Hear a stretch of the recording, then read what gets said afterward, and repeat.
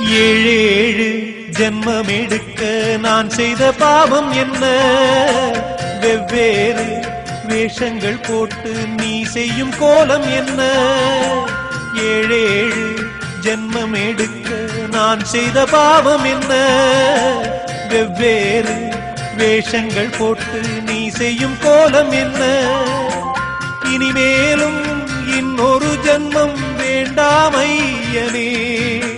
படைத்தால் உந்தன் கோவில் மணியாய் படைப்பாய் ஐயனே.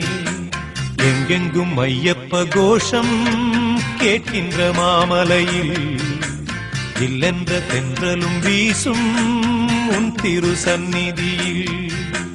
எங்கெங்கும் ஐயப்ப கோஷம் கேட்கின்ற மாமலையில் இல்லென்ற தென்றலும் வீசும் உன் திரு சந்நிதியில்.